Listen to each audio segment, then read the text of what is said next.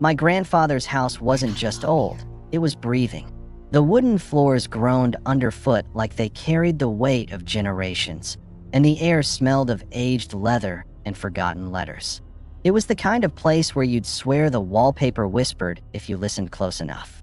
Each creak of the floorboards seemed to echo stories of the past, tales of laughter and sorrow that had seeped into the very fabric of the house. As a child, I was both enchanted and terrified by its peculiar charm. The house stood at the end of a long, winding road, surrounded by towering trees that seemed to guard its secrets. Its architecture was a curious blend of styles, Victorian elegance mixed with rustic charm. There were odd angles and unexpected alcoves, a labyrinth of corridors that twisted and turned, leading to rooms that felt like they were hiding something. The living room was my favorite, with its heavy drapes and a fireplace that crackled with warmth. It was filled with antique furniture, each piece telling its own story. I would often sit on the worn leather couch, imagining the lives of those who had come before me. But there was one room that always drew my attention, the locked room at the end of the hall. Grandpa had a way of speaking that made you listen, his voice low and gravelly, as if he were sharing a secret meant only for you. "Never go near the locked door at the end of the hall," he would say, his eyes narrowing as he leaned closer. "There are things in there that are better left undisturbed." His warnings hung in the air like a thick fog, and I could feel the weight of his words pressing down on me. Despite his warnings, my curiosity grew with each visit. The door was old and weathered, its paint peeling and the lock rusted. I would often stand in front of it, my heart racing, imagining what lay behind that barrier. Was it treasure? A hidden room filled with secrets? Or something darker, something that should never see the light of day? The house itself seemed to respond to my curiosity. Shadows danced along the walls, and the air would grow colder whenever I approached the door. I could almost hear the whispers of the past, urging me to turn the handle, to unlock the mysteries that lay beyond. But I always hesitated, the weight of Grandpa's warnings holding me back. As I explored the rest of the house, I discovered more oddities. The attic, for instance, was a place of forgotten memories, filled with dusty trunks and cobweb-covered furniture. It was a space that felt alive, as if it were waiting for someone to uncover its secrets. I would often sneak up there, my heart pounding with excitement and fear, but I never dared to linger too long. The attic was a place of shadows, and I could feel eyes watching me from the corners. Each visit to Grandpa's house was a mix of wonder and trepidation. I loved the stories he told, the way he brought the past to life with his words. But the locked room remained a constant source of intrigue, a puzzle I couldn't solve. I often wondered what would happen if I dared to defy his warnings, if I turned the handle and stepped inside. But for now, I was content to let the mystery linger, to let the whispers of the house fill my imagination. After all, some doors are meant to stay locked, and some secrets are better left undiscovered. Yet, as I lay in bed at night, the echoes of the house would follow me into my dreams, and I couldn't shake the feeling that the locked room was calling to me, waiting for the day I would finally find the courage to unlock its secrets. There was one door that never opened, rusted hinges, a keyhole blackened by time. It wasn't just closed, it felt sealed. The kind of door that didn't belong in a home, but in some forgotten tomb. Grandpa's reaction said it all. The way his knuckles whitened around his pipe when someone mentioned it, how he'd suddenly changed the subject to the weather or his prize roses. Once, when my cousin Lizzie joked about breaking it down, the temperature in the room dropped so fast our breath fogged in the air. Even the house knew that door wasn't meant to be mocked. I only touched it 3 times in my life. The first was accidental, chasing a rubber ball down the hall. My palm brushed against it, and the wood burned with cold, the kind that seeps into your bones. Grandpa found me shaking on the floor, and for once, he didn't scold me. He just looked resigned. "Some things stay locked for a reason, boy," he murmured, sealing the warning with a glance toward the study, where my great-aunt Agatha sat stiff-backed, her teacup trembling in its saucer. The second time was deliberate. Age 12, armed with a flashlight and my best Nancy Drew bravado, I pressed my ear to the keyhole. For 10 agonizing seconds, silence. Then scraping. Not mice. Not pipes. Something long and slow, like fingernails dragging down the other side. I bolted so fast I skidded into the umbrella stand, sending canes clattering like gunshots.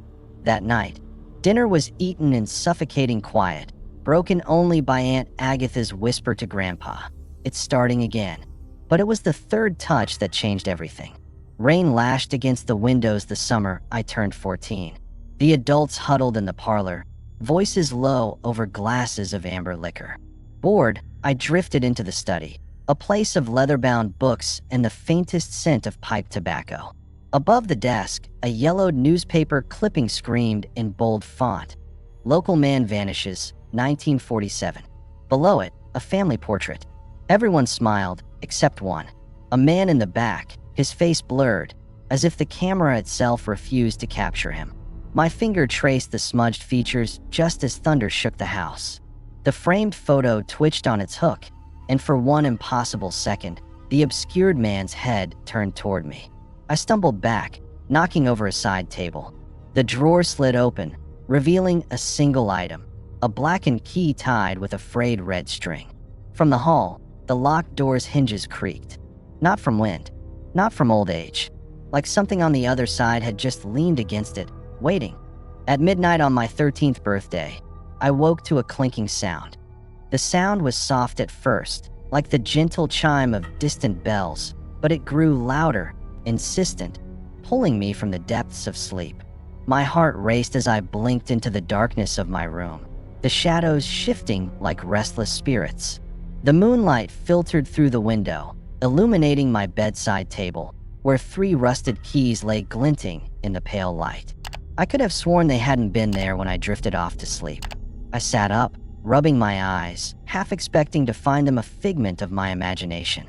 But there they were, cold, heavy, and undeniably real. One key was large and ornate, its intricate design hinting at a history I couldn't fathom. The second was smaller, more practical, and I recognized it immediately. It matched the lock on the attic door. The third key, however, was a mystery. It was unremarkable, yet something about it sent a shiver down my spine. I slipped out of bed, the wooden floor cool against my bare feet. My heart thudded in my chest as I picked up the keys, feeling their weight in my palm. I glanced at the clock, 12:11 a.m.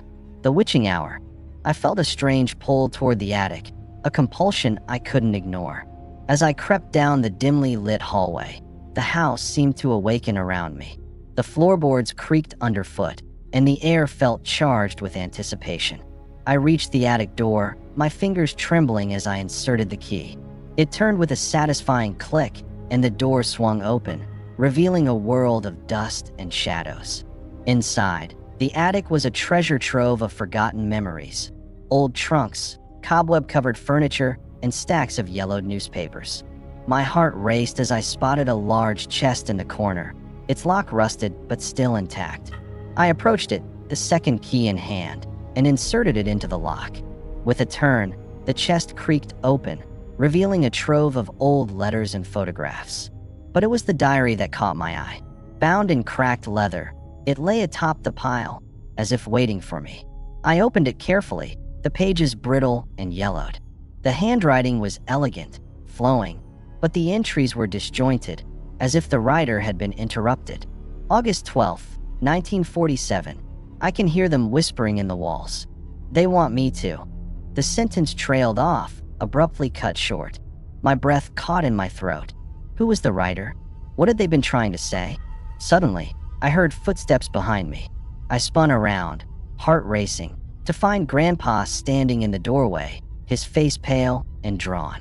The moment our eyes met, I saw a flicker of something. Fear? Regret?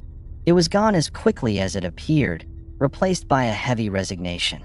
"Guess it's time you knew," he said, his voice barely above a whisper. I felt a chill run down my spine. "Knew what?" I asked, my voice trembling. He stepped into the attic, the shadows swallowing him whole. "Those keys, they're not just keys.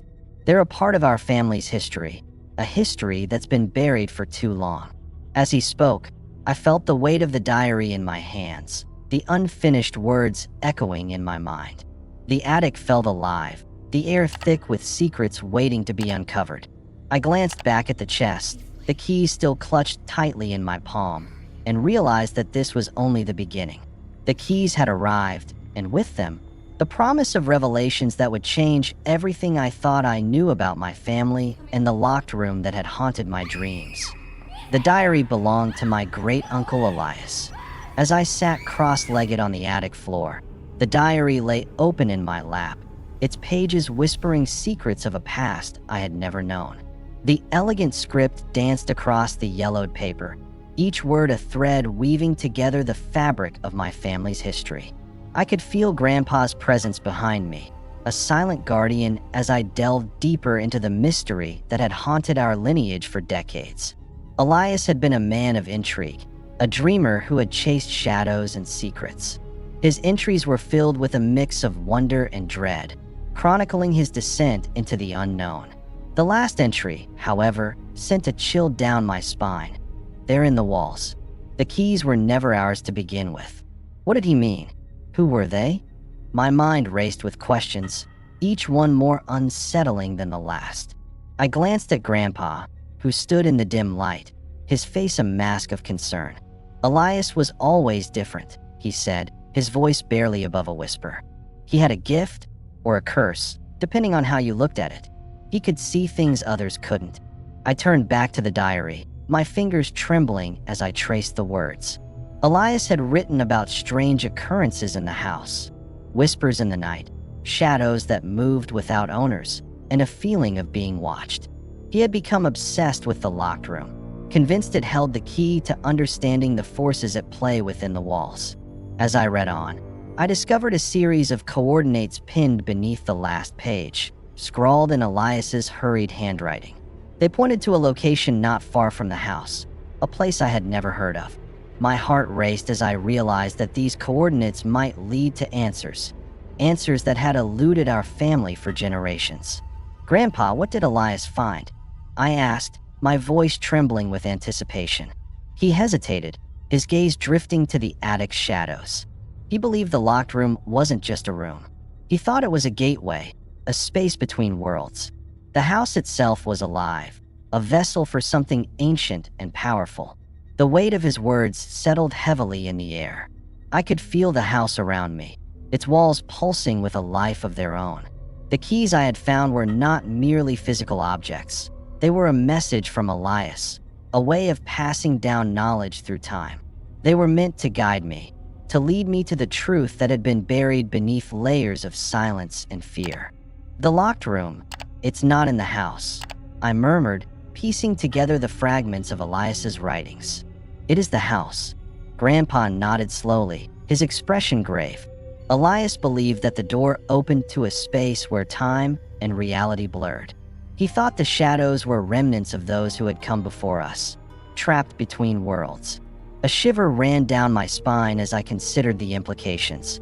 The locked room was not just a physical barrier. It was a manifestation of our family's history, a repository of secrets that had been hidden away for far too long. What do we do now? I asked, my voice barely above a whisper. We follow the coordinates, Grandpa replied, determination flickering in his eyes. We uncover the truth that Elias sought.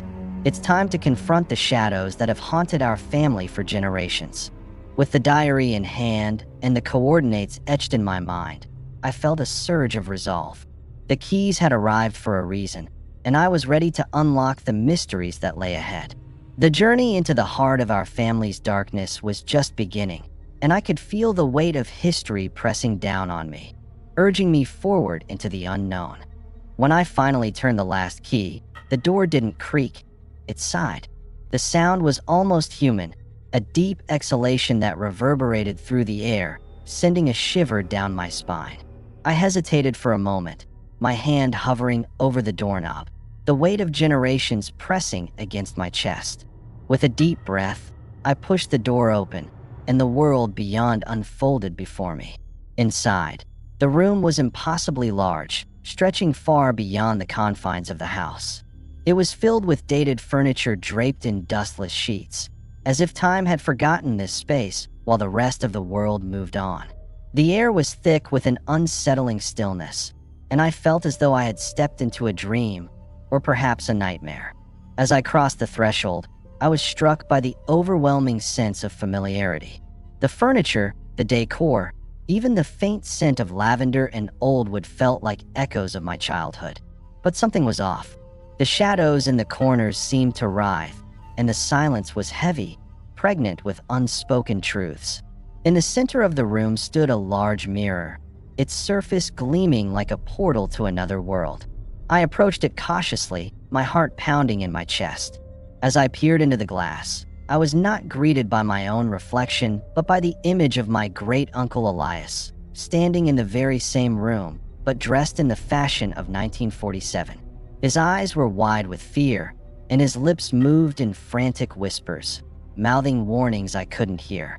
"Elias," I gasped, reaching out toward the mirror, but my hand met only cold glass. The image flickered, and for a moment, I thought I could see the shadows behind him shifting, as if they were alive, waiting for something or someone. "Elias, what happened to you?" I cried, desperation clawing at my throat. But the reflection remained silent, his expression a mix of terror and urgency. Just then, I felt a presence behind me. I turned to find Grandpa standing in the doorway, his face pale and drawn. "You shouldn't have come in here," he said, his voice trembling. "This room, it's not what you think." "What do you mean?" I asked, my heart racing. "What is this place?" He stepped inside, the door closing behind him with a soft thud. The house wasn't built. It grew, he confessed, his eyes darting around the room as if expecting something to emerge from the shadows. It absorbed secrets and memories into its walls, feeding off the lives that passed through it. Elias was right. This room is a vessel, a prison for something ancient. I felt a chill run down my spine. "What do you mean a prison?" "The keys weren't meant to lock the room," he continued, his voice barely above a whisper. "They were to keep something else in, something that should never have been released." The weight of his words settled heavily in the air, and I glanced back at the mirror, where Elias's image flickered again, his mouth moving in frantic urgency. I could feel the shadows closing in around us, the air thickening with an oppressive energy. "What did Elias find?" I demanded, my voice rising in panic. "What did he unleash?" Grandpa's gaze fell to the floor, his expression haunted. He thought he could control it, that he could harness its power. But he was wrong. The house, it feeds on fear, on secrets. It thrives in the darkness. As the shadows began to swirl around us, I realized the truth. This room was not just a space.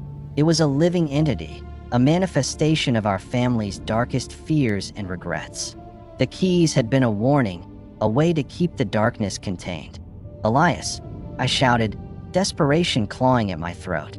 "What do you want?"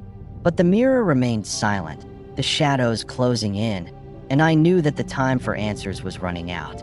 The room was alive, and it was hungry. I had to confront the truth, to face the darkness that had haunted my family for generations. The final confrontation was upon us, and I could feel the weight of history pressing down, urging me to unlock the secrets that lay within. I left the house years ago, but sometimes I wake to a faint jingle by my bed. The sound is soft, almost like a distant memory trying to claw its way back into my consciousness. I sit up, heart racing, scanning the shadows of my room.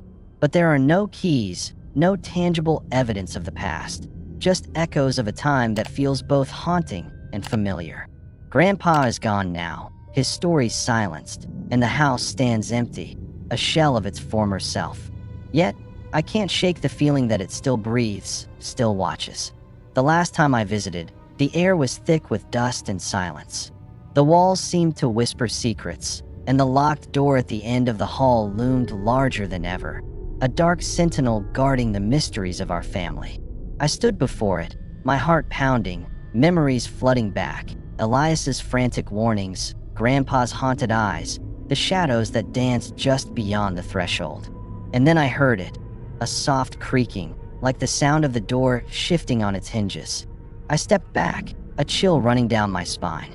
Had it really begun to open on its own? I had left the house behind, but it felt as if it had never truly let me go. What had happened to Elias? Was he trapped in that room, lost to the shadows that had consumed him? Did Grandpa know more than he ever let on? The questions lingered like a fog, obscuring the truth. I could almost hear Grandpa's voice, urging me to stay away, to forget the past. But how could I? The echoes of our family's history were woven into my very being. As I lay back down, the faint jingle returned, a reminder of the keys that had once appeared on my bedside table. Were they a gift or a curse? A way to unlock the past, or a warning to keep the darkness contained? I couldn't help but wonder if the keys had been a part of something larger, a cosmic game played by forces beyond our understanding. The house, with its locked door, was a riddle I couldn't solve. I felt the weight of its secrets pressing down on me, urging me to return, to confront the shadows that had haunted my family for generations. But what if the answers I sought were more terrifying than the questions themselves?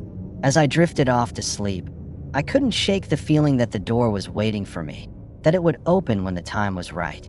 The echoes of the past would not be silenced, and the mysteries of the house would continue to linger, a haunting reminder of the darkness that lay just beyond the threshold. The final confrontation was yet to come, and I could feel the pull of the unknown, drawing me back to the place where it all began.